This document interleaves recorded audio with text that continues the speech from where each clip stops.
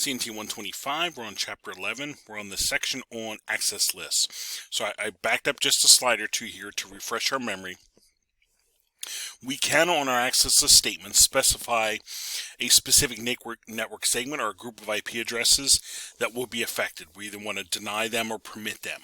And that can be done with our wildcard mask. Wildcard mask, think of that almost like your inverse mask. It's going to look the opposite of, our subnet mask.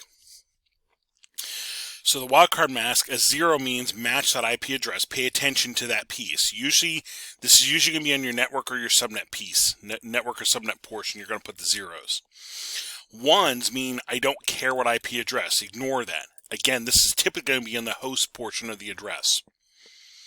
So in our first example here where we denied FTP, we want to deny FTP traffic from the wireless users. This wireless user subnet down here. We have the 192.168.10.0 subnet, and the wired users is 192.168.20.0 subnet.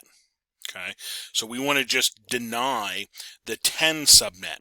So my access list, access is 102 deny TCP, because FTP uses TCP. We're going to deny, here's the source. Here's the source network and inverse mask, wildcard mask. 192.168.10.0, there's the network piece, the subnet piece. And the inverse mask, this is my wildcard mask. 0 means pay attention to that network. 0 means pay attention to this octet. 0 means pay attention to this octet or this subnet. 255 says I don't care what host. It doesn't matter what the host IP address is, but the network piece we're going to pay attention to. So we're going to deny this subnet from going anywhere using FTP. So anybody in this subnet is not going to be able to use FTP to send files outside the company, if you will. Send them home, send them to another company, and blah, blah, blah. Same thing for the second line here. Same thing, source, destination, equal to FTP data. That's your 21. And then we permit the remaining traffic. In this case, we're applying it to 0, this inside interface here for the company. And we're saying apply that 102 access group, 102, and apply it to traffic coming in. So traffic going this way, going from the users into that interface is going to get filtered.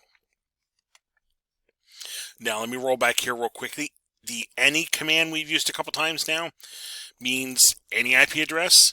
And really, the IP address that's there is 0000 and then 255.255.255.255. Basically, that's what the any means. So any IP address, don't care, don't match, don't worry about it. So when I say any, it's really this source IP and this inverse mask is what's getting used. Just as a little side note. So when we see any, we're basically any IP address is going to be matched. Well, let's take this one step further. Let's now deny telnet from the wired users. Okay, so the wired users over here, let's deny them the ability to use telnet. So access is 103, deny TCP, 192.168.20, because they're the 20 subnet. Okay, there's the network of the subnet.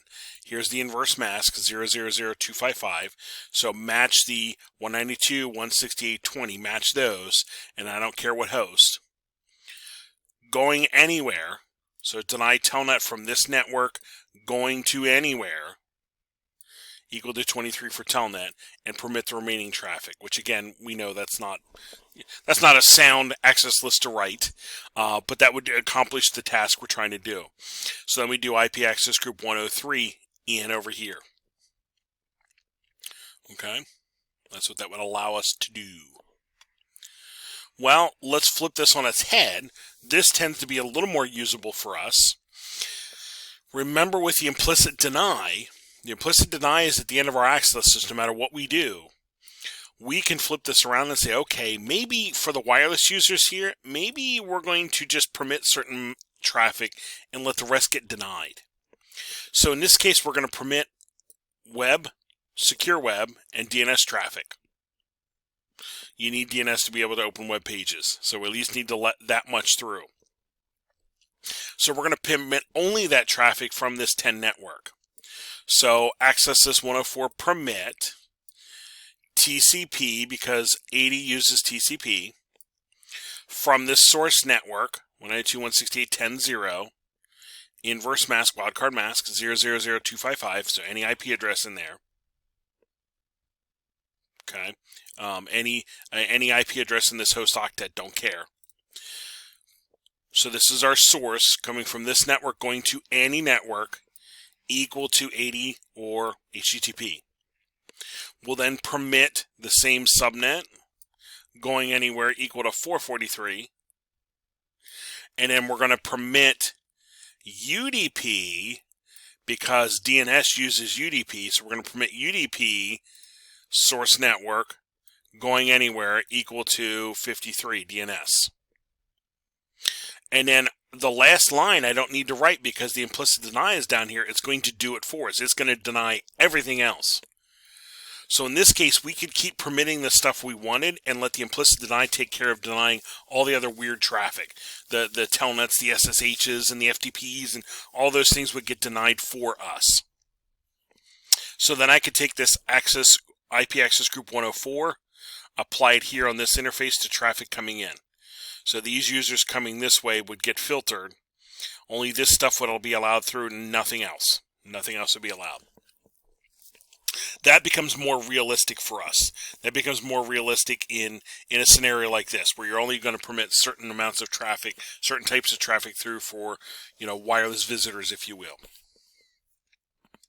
All right. When we come back, we'll talk more on router and switch configuration.